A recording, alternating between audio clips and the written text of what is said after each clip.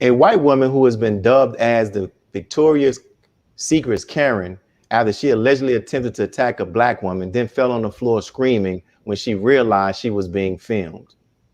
Excuse, now you are, oh my God! You, oh my God! Do you see this? Oh my God, I never thought nothing like this would happen to me. She just tried to run and hit me. And now she, did you see her? You saw her, right? They all saw her. Oh my God. Karen had a breakdown. She tried to hit me. Ask your workers. She tried to hit me. So we're here, and joining us, we have our monthly, I'm trying not to, I had to laugh. We have our commentators, our attorney, Saddiyah Karriem, and our brother, Dr. Gary Clark. Thank you all for joining us, and we'll get right to it. So we'll start with you, Attorney Saddiyah. You know, with this, what is going on, we're seeing an increase of these kind of incidents involving white women calling the police and playing the victim when they are really the aggressors. And so my question is, should these incidents be considered lightweight hate crimes? Absolutely, they should be considered lightweight. No, not lightweight, major hate crimes. Because what you're seeing is the weaponization of the white woman's tears. You know, we can go to 1921 when we dealt with the Tulsa massacre. It started with the white woman's tears. We can look at what happened to Emmett Till. It started with the white woman's tears. And so it's a psychological weapon, emotional and psychological weapon that white women use, you know, with their privileged self to make it seem as if the accuser is the one that's in the wrong and they're the victim.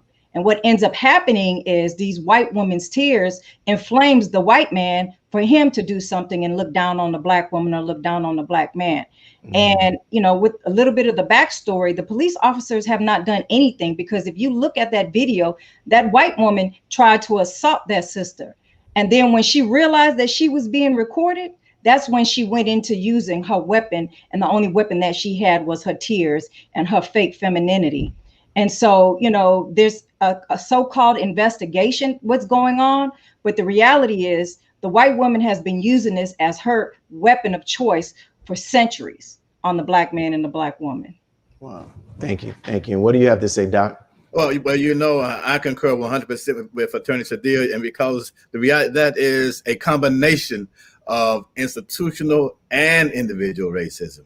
You see the individual racism with the lady that in the attack, who was in attack mode. And you also see the institutional institutional racism when the police force did not respond. When the police did not respond in any form or any manner. But you know something, let me say this to you very quickly. It's also the manifestation of where we are today in terms of African Americans, men, women, people of color, preparing themselves for any eventuality that can exist in the public. And so this generation of people are prepared. When I was young, you know, there's a big thing now about bullying.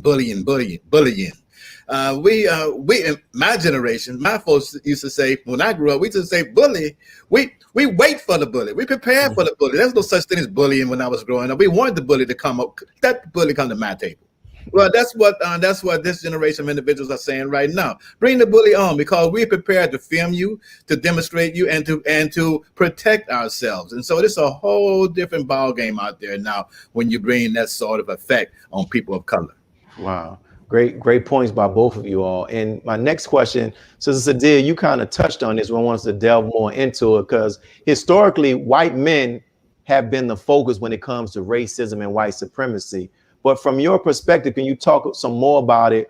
What has been the role of white women and white tears, the role that they have played in the oppression and even the murder of black people in America? You know, white women experienced oppression too, and lack of power. And so, you know, using their femininity to their advantage, as opposed to looking at the black woman. We know we had, you know, blackface, and we made into caricatures, you know, the black woman as the sapphire, who is the belligerent, angry black woman. And that's the propaganda that has been spread about the Black woman. So you don't really want to protect the Black woman. You don't want to take care of the Black woman. She's the enemy. And so when you look at this helpless damsel in distress, that is her power of choice. And when she wants to use her white privilege or her white supremacy over the Black man and the Black woman, then she taps into that particular weapon of choice. And because of, like Dr. Clark said, because of social media and being able to record it, now we have to, because had that sister not recorded that incident, then she would probably been the one arrested. And so that's the sad reality that we're dealing with, that the Karens and the Kens are being exposed, but they're still bold with their weapon of choice. Doc, what do you say? Well, as a Southerner, we understand that characterization. We grew up in the South. When I was growing up, there was an expression that the Anglos use, in particular Southern women: free, white, and 21. that was indeed a manifestation in terms of the power and authority that they had in Southern society. And so, yes, white women have always understood their position in American society. And yes, there have been periods in when that they suffered and were not accepted into the mainstream American society. But there are indeed nuanced differences, and I shouldn't even say nuanced differences, grave differences in terms of their acceptance versus the acceptance of people of color, male or female. Wow. So, both of you have shared about the role that white women have played in the oppression of Black people, and what has been this video has given us a glimpse of what Black people experience, because now, as you said, Doc, we're prepared and they have the videos, but this has been going on for centuries, as both of you all have noted. So this is a two-part question. I'll start with you first, Attorney Saddiyah, and then we'll come to you, Doc. So, Attorney Saddiyah, from your legal perspective, what can Black people do to address situations like this? Because this won't be the last incident, like this. Well, in this particular incident, she did the right thing. She, although TikTok and all the social medias took her video down, exposure. You gotta pull back the cover on this type of behavior and expose these people. Just like the brother who was bird watching and the woman came and used her white tears as a weapon. You gotta expose these people, because what happens is when you lose loss of economics and loss of face, that's what they do understand. And if you listen to that woman, in the end, she was afraid that her job was going to see her. That's why she did her whole song and fake dance, and feign mental health, which she really didn't have some mental disability. Her mental disability really was white hate against the Black woman. So you just have to continue to expose this and video record it, And if, in certain situations, you gotta, with the police department that's involved, you gotta put the pressure on them to file criminal charges against this woman. Thank you. And Doc, you have wealth of experience from the political field and political science. So is there anything that Black people can do politically in terms of policy to address this? Well, policy, we can do we can put all the laws together that you want. Laws, you can put as many laws on the books that you so desire. But guess what? There's something called policy. The law may say that you cannot spit on the sidewalk, but the policy may be we don't enforce that law. And so what we must do is that we must understand that it is indeed a war out there. And so you got to confront this in all manners, whether it's in the legal arena, the political arena, in the faith-based arena. You got to continuously come at when you see these sorts of discretions perpetrated against people of color. You got to approach it not only on Saturdays and Sundays and in environments such as this, but everywhere. And when I say this, I mean it. You must be comprehensive in your approach. No venue is free from not recognizing what is taking place. Wow. And I'll just offer this question to both of you all. You can, whoever wants to respond. I came across some articles where there's a group of white women who are working to stop people from using the word Karen, because they say it's a racial slur equivalent to the N-word. What are your thoughts? Apply pressure. We're going to expose it and call them out for what they are. Racist Karens. And true enough, and Frederick Douglass always said you have to agitate. And that's what you do. And so, yes, the fact that you even got that response lets you know that it's effective. And Hollywood is actually, they're in the process of making a movie called Karen. And the thing is like interesting. It's like you continue. It's like every other month is one of them. The woman calling the police because the people were barbecuing. The brother who was bird watching. And oftentimes you see with our people, you know, most of them have been like real forgiving. Like the brother who was in the park is like, he hated that she had to go through this. And even the guy with his son, the lady said his son stole the telephone. Just climate. Like why? Like you would think they would calm down because they know the videos are out here, but they're not. Well, it's like Dr.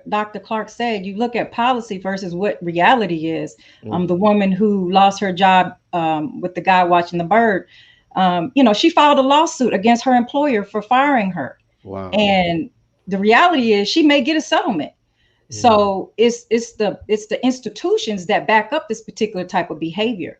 You know, we expose it, but they continue to back it up. So there's no need for individuals like this to stop these actions. So I want to ask you, so should they lose their job? Should they be fired from their jobs for something that, like she did this in Victoria's Secret? Should she be fired from her job if she has one?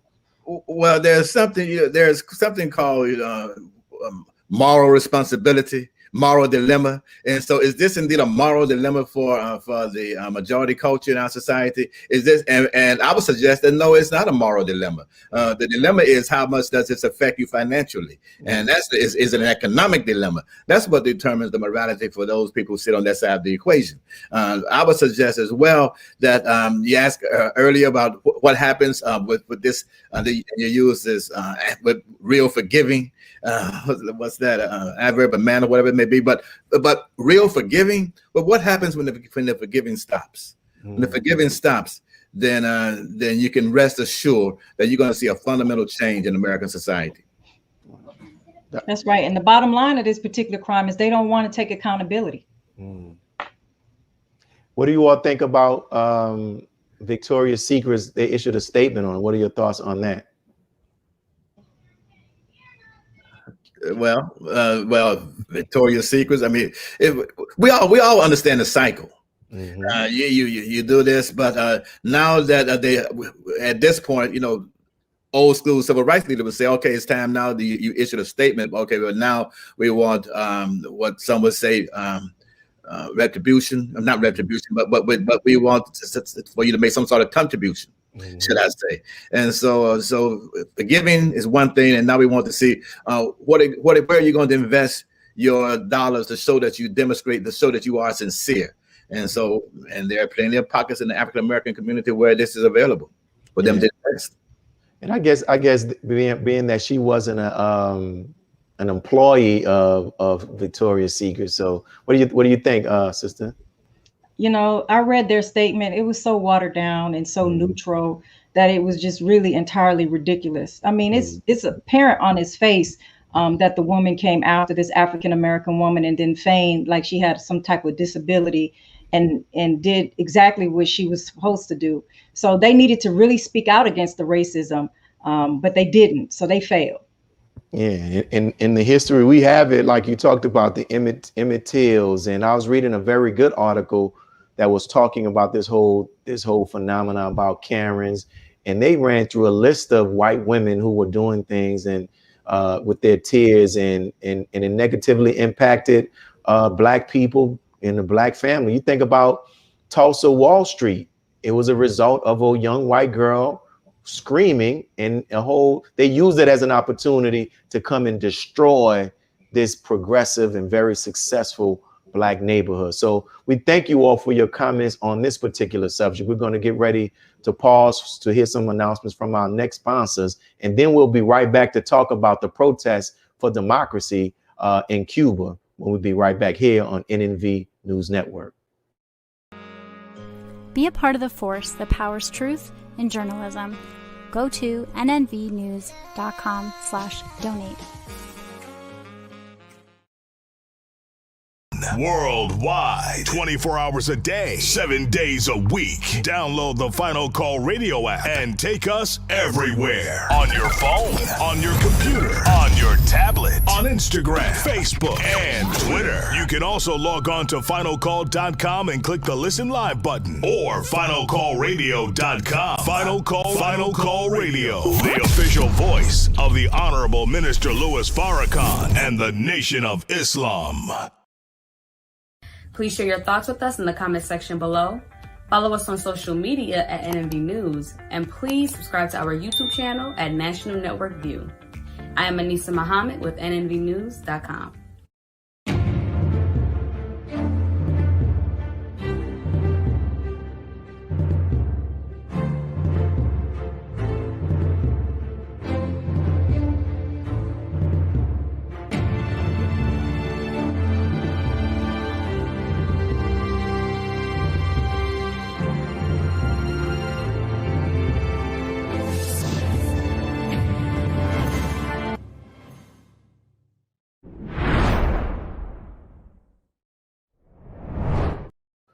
Protests demanding democracy for Cuba continued in South Florida for several days, as well as in other cities throughout America. Among Florida's large Cuban American population, the rallying cry of Free Cuba has long been a call for democracy on the communist run island. Following anti-government protests in Cuba, those calls are growing as the exiled community across the US show support for Cubans facing the worst economic crisis in decades. It doesn't matter whether you're born in Cuba, Cuban born or U.S. born. If you're Cuban heritage and you love Cubans, because I know a lot of Colombians, Venezuela, and a lot of people that love Cuba, you got to understand what's going on and you have to support this. We are lucky to be able to do this here. Emotions are running so high in Miami that some activists loaded up boats with supplies, planning to make the treacherous journey across the Florida Straits to Cuba. The U.S. Coast Guard has warned against illegal crossings. The U.S. Secretary of Homeland Security, Alejandro Mayorkas, fled Cuba as a child and warned those potentially planning to leave Cuba not to come. So we're back with our guests, and we're going to talk about this, these protests. So in an article that I read titled, "The Internet is," it was on the internet, the title, there was an article on the internet about the Cuban protests, right? And they talked about 3 reasons for why these protests are taking place. 1, they said, is because of Cuba's economic collapse. 2, the restriction of civil liberties. And 3, the government's handling of the pandemic. Now, as I read the article and other articles, I just couldn't get past the impact of the embargoes on the country of Cuba. So my question to you all, we'll start with you, Dr. Clark, and then we'll go to Attorney Karriem. Does America play a significant role in these 3 causes that are causing the unrest, or is it solely the responsibility of the Cuban government? Oh, 100%. And not just, I mean, this is your neighbor. And America, you know, is the hidden hand, and the hidden hand exists, whether it's in Cuba, whether it's in Haiti, whether it's in parts of the Middle East and other parts of South and Central America. Yes, the hidden hand is there. And it's not a conspiratorial. It's the fact that America supports the quote unquote democratizations around the world, and to export American style democracy. And so, yes, it takes place, but all countries do this. All countries fight to have a, when I say the superpowers do this, to have their hand. It's a question. It's like the pluralist model. It's molecules fighting, moving against one another. They're all fighting. And so, yes, it exists. And yes, America does play a role. And theoretically, it's the hope and expectation, according to those in current power, that we've seen the fruition of what's taken place in terms of the embargo over the past 35, 40 years. Attorney Karriem? So again, yes, it's the hidden hand, is throw the rock and hide the hand. So America is probably the #1 cause for the reason why they're protesting right now. If we look at the history and go back, we saw that, you know, America wanted to and saw their own president, right, have their own particular government. And Fidel Castro said, no, we want to be an independent and sovereign country. And what happened? Well, United States government said, if you don't want to do like I told you to do, then we're going to punish you. And so we're going to stop economic embargo coming into your country. We're going to stop other people from sending food and supplies and financial economics to your country. Those who love us, they're going to turn their back on you. And so now you have this country who is starving, who their quality of life is diminishing. You've seen in the past 2 weeks the uprising of COVID. Now, another thing is Cuba had their own vaccine. And in particular, their vaccine helped build up the immune system of those who were taking it. And so they don't have the necessary supplies in order to administer this particular vaccine. There was over 184 countries who voted in favor of a UN resolution to stop the economic embargo. And it was the United States and Israel who wanted it to continue. $130 billion have been lost to Cuba that, you know, have not been able to receive it because of this particular economic embargo. When we had President Obama as our president, you know, he opened up diplomacy between Cuba. He allowed the travel to go back and forth, and Cuba was starting to see the quality of life increase. And we got to remember, 1/3 of Cuba also is of Afro descent. So you have a lot of things going on in Cuba. And right now, the people that are protesting, they're feeling the effects of the abuses of the American government. Wow. And, you know, I remember reading Randolph Robinson's book, The Debt.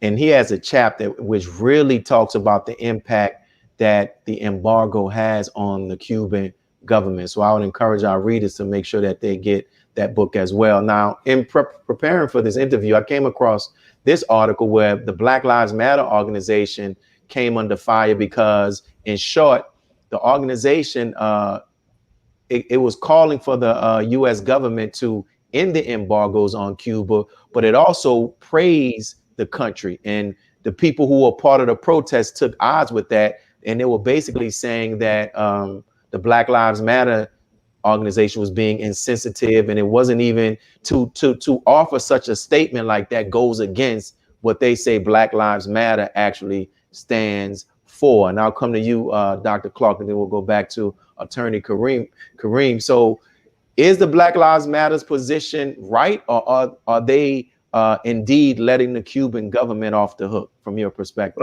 Well, we should understand too that this is a very complex situation to a large extent.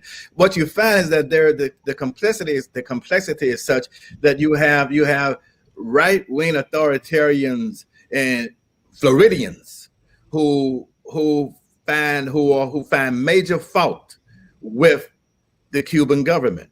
And understand this, and so in the major fault that they have with the Cuban government is that we understand authoritarian style. Even the totalitarians the authoritarians do not care for the communists.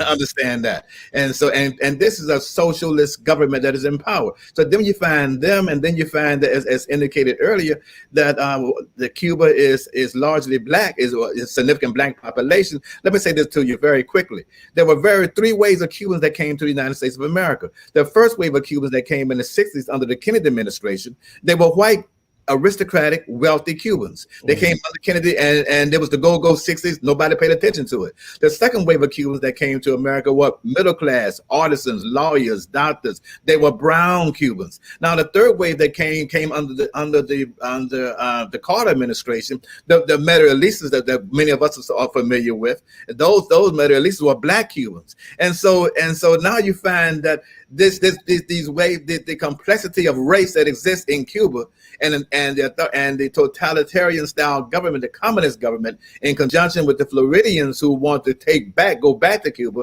and embrace their land and invert the situation which has taken place since the 1960s, is a complex of activities which has taken place. So yes, are the Black Lives Matter movement, are they right or wrong? Understand, the Black Lives Matter people come from the left wing of the political spectrum, but sometimes spectrums come together when riots and civil disobedience come into play. And then once that government is toppled, then you have to decide what sort of government you want. Growth pains, you may want to call it. Yes, sir. Attorney Karriem. And so what you see is a humanitarian issue. You know, Biden, when he put out his platform, you know, he said that he was going to open up diplomacy between Cuba and, you know, release some of these economic embargoes, but he hasn't, right? So who's really fueling that fire with propane, Dr. Clark? And so right now, we don't want to take away what the people in Cuba are going through. We don't want to invalidate their conditions because it's very serious. You know, the starvation, the lack of employment. I mean, they're barely surviving. And now you see all of a sudden where they had a very low rate of COVID infections, they're starting to increase. You know, I hate to say that I'm into conspiracy theories, but you got to look at the hidden hand. And if you are truly concerned about humanitarian efforts, Biden, then you would lift these economic embargoes and help this particular country and not sanction other countries who want to help Cuba as well. So this is a humanitarian issue, and Black Lives Matter. They know that they got to go in and help save their brothers no matter what. And can I say this as well, real quickly? And also you have a suspension of the civil liberties that's taking place in Cuba, and so that's another issue of contention. And in our state, my state, where we are now, Brother Willie and I are in the state of Louisiana, you find that Louisiana farmers have to be subsidized because of what's taking place because of the embargo. The sugarcane people, all of those folks say, wait a minute, they want to change the equation, and many of them want to end this embargo. And so it cripples American industry, and it cripples the import-export business. And you know, and another thing, when you look at history, you know, when it talks about the restriction of the civil liberties, them being an authoritarian government, I wonder how much of that is also influenced by this government is aware that this big, powerful country 90 miles away from us is always looking for an opportunity to come in and find a group of people that dislike us, and they feed that and use that as an excuse to come in. So that way we have to make sure we have certain limits on the internet. And I'm not saying that all of that is right, but I know that affects the way that they rule, because they know that America still wants to be able to put a government in that country that they know that they can actually control. And Attorney Saddiyah, you were talking about Biden, and this is the last question on this. So what are your thoughts regarding the calls for President Joe Biden to intervene? Like, is it possible for America to intervene in these protests, in this situation, in a fair and justified and a just way? Absolutely. We saw our past President Obama intervene.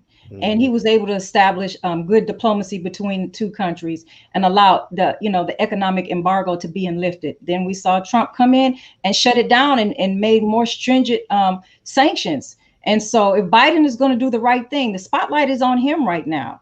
He said that he was going to do something about it. And right now he's just sitting back watching. And so we, in the middle of a pandemic.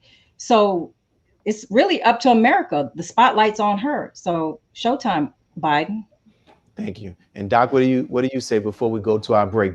Can America intervene as an honest peace broker? Well, honest is a different kind of word, but intervention is definitely part of the imperative. Look, it's the Western Hemisphere. Granted, basic. That's all said and done. And you can go back to your old Monroe Doctrine concept, and you can go back to the good neighbor concept that Roosevelt had. You can go back to all of these, to the Alliance of Progress. Yes, America has a history of intervention in the Western Hemisphere. And will America intervene? The question is not should America intervene? The question is when and how. But yes, intervention is part of the process. Yes, sir. But even in their intervention, go ahead, sis. But even in their intervention, how are they going to intervene? Yeah. Send over vaccines to Cuba, right? Different from what Cubans have been receiving. So that throw the rock and hide the hand. And the thing is, I asked a question on social media about it. And some people, I was like, what's the Black community's response should be? And I don't know if a lot of people are aware of how the country allows Blacks who can speak Spanish, who they can come there and learn and become doctors for free, that they wanted to send doctors here during the COVID pandemic and even during Katrina, and the American government just stopped it. So it's interesting. It's something for us to keep our eyes on. And thank you all for your comments, because as we come up into our last segment, we're going to pause for some announcements from our sponsors. But after the break, our contributors are going to talk about the 14-year-old sister who won the 2021 Scripps National Spelling Bee Championship. And she's from the city of she's not, well, New Orleans, West Bank. She's from Louisiana. So we'll be back. Be a part of the force that powers truth in journalism. Your support helps to combat false media. Cash App NNV News. Asiatic Minds, online education, helping our children to discover their God-given skills, gifts, talents, and passion that will allow them to see their greatness as well as the greatness of our people. And upon discovering that greatness, infusing them with the desire to use it for the betterment of themselves, their families, our people, and the world. Classes begin September 1st. To enroll, visit AsiaticMinds.com. This is Sister Sajda Muhammad. We are proud to announce that the Sajda House commemorative Elijah coins are finally here. This priceless heirloom, made from recycled copper from the messenger's home, is now available at sajdahouse.com. Greetings from National Network View. This week's Final Call cover story headline reads, "Separate and Be Saved. America's race problems and deadly race interactions are growing worse. It is time we leave the children of our former slave masters and 400-year-old tormentors. Separation from whites is the only and best solution to this problem, a serious problem that is rooted in prophecy." This FCN volume number 41 edition middle page article by the Honorable Minister Louis Farrakhan is entitled "A Case for Separation." To read more, subscribe to finalcalldigital.com and tune in to the all-new Final Call Radio. This is the NNVnews.com Final Call Cover Report. Please make sure you leave your comments and questions in the comment section below.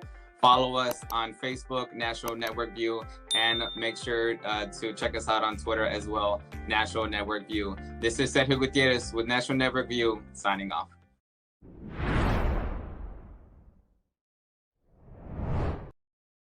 Last week, Sister Zalia Avant-Garde, who's a 14-year-old from a suburb outside of New Orleans, walked to the center of the 2021 Scripps National Spelling Bee stage and won. Zaila Avant-Garde, a spelling and basketball star from Harvey, Louisiana, beat out more than 200 others to earn the championship trophy. The final word that did the trick, Maria. And the champ up early this morning. Zaila, congratulations. Thank you. How you doing? We're doing great. How are you doing? I'm doing great. So here's the thing. You're the first African-American winner. You're the first winner from the state of Louisiana. And as I understand it, last year you finished 370th, and this year you win the whole thing. How'd you do it? A lot of hard work. And my tutors, they helped Coach Schaefer Ray, who's like my main tutor. And over the last few weeks, Sneha Ganesh and her mother Vijaya have been helping me a lot. And also a bit of...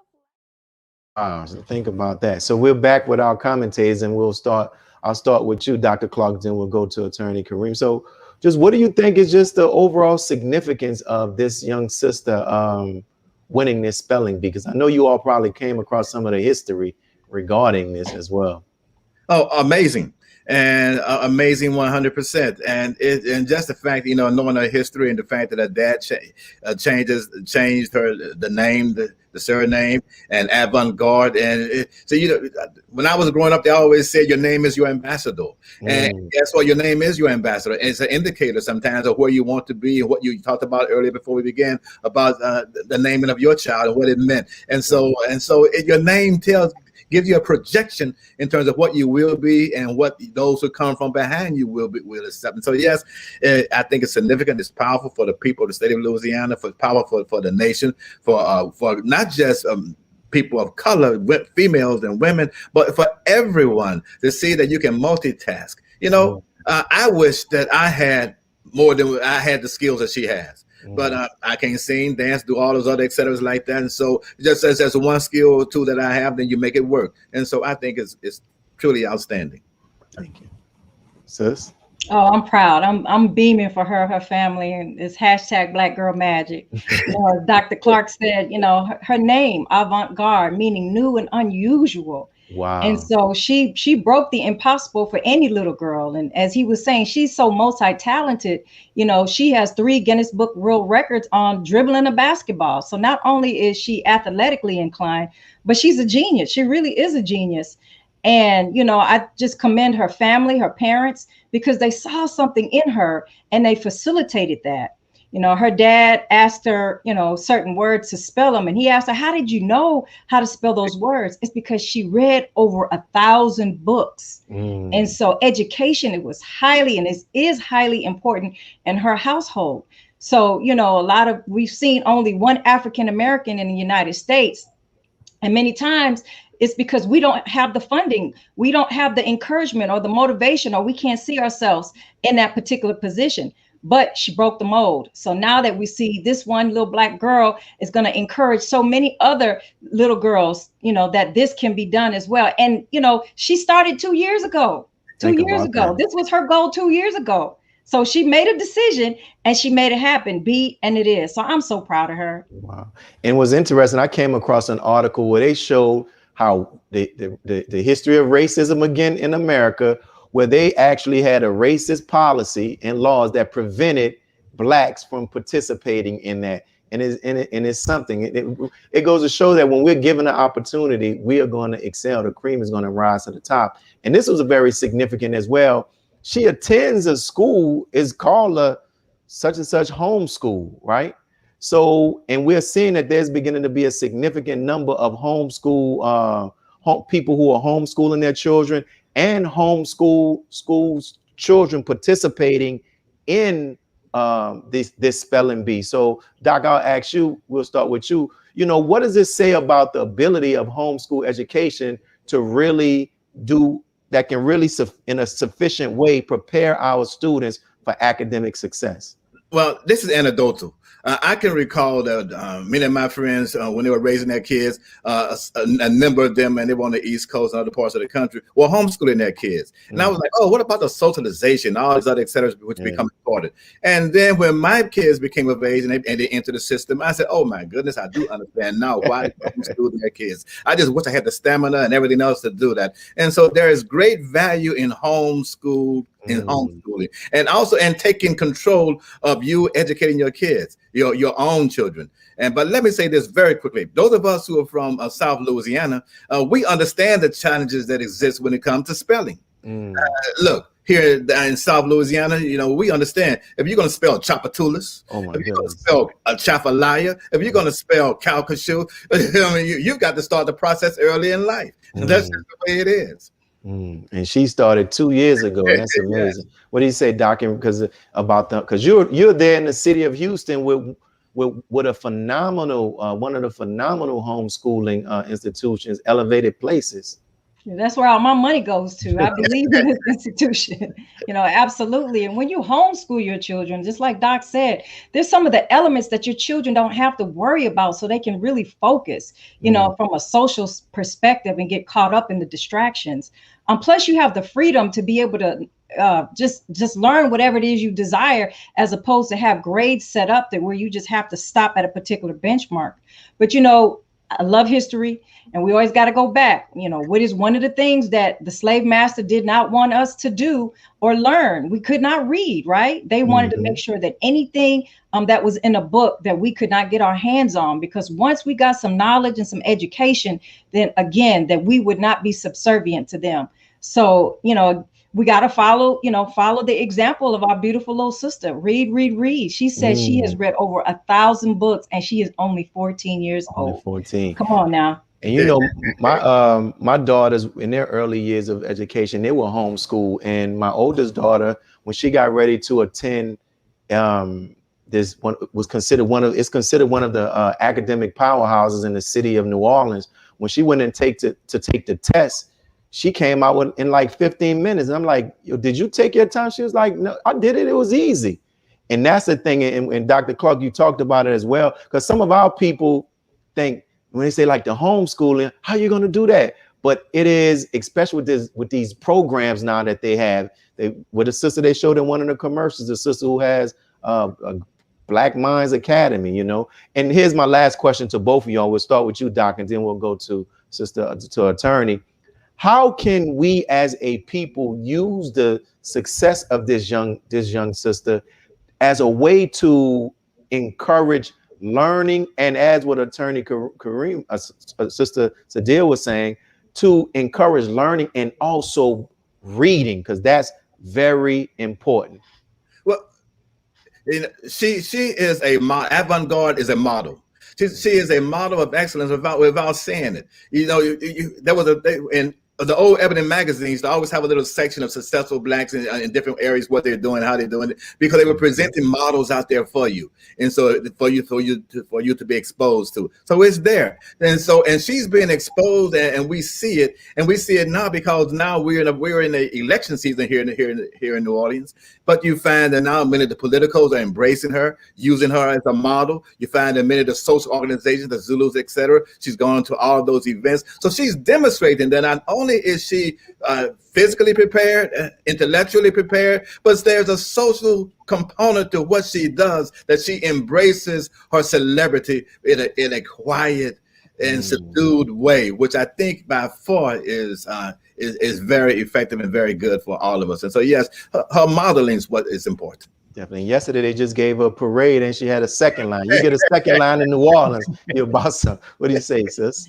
You know, you're exactly right, Dr. Clark. It's all about modeling. So we know what success looks like now. So we take whatever that model is, that her father and the people around her support system, and even her mindset. And we teach and we train our children with that particular model, because we see that it wins. We see that it wins and it expands. And now she has a love for life. She has a love for travel because of this. And so many doors have opened up for her. And so it is through reading. It is through education. We got to teach our children that they can have adventures and travel the world and do many things. But we got to follow the model for success. And she's it. Definitely. And, you know, one of the things I'll tell people from my experience in the educational world is that you should not send your child to school with the expectation thinking that the school is going to teach them how to read. That's very dangerous, because even in schools have the desire to say we're going to help them read, but they're so overcrowded. And that's one of the things. And that's one of the things we made sure. And I've seen as an educator, students who are proficient in reading, they usually breeze through school. And I know, Doc, you see it on the college campus, huh?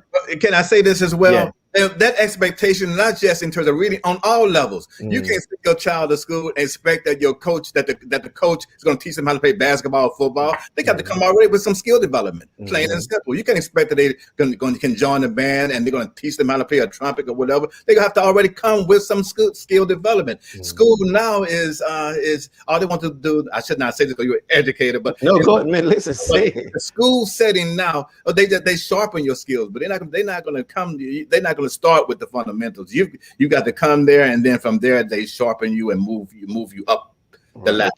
And you know, another beautiful thing about that sister, I think they said 2 years ago she placed like 300, but she didn't stop. She didn't allow that incident to stop her, say I'm just going to give up. She kept working, and that's some of the things that we need to learn as adults and even as students. And this is making me think, I'm going to talk to those with the network, that we might need to do like a little forum or something and get some of those people who are running home schools and this independent education, to have them come on to talk about it. Because now with this pandemic, it showed us you can now do it online and still be sufficiently educated, right?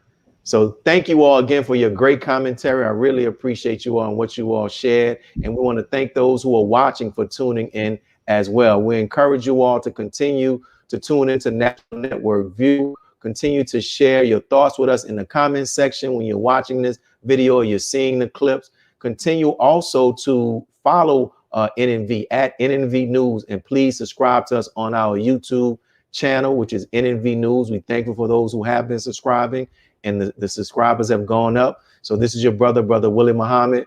Make sure you tune in next week. Be a part of the force that powers truth in journalism.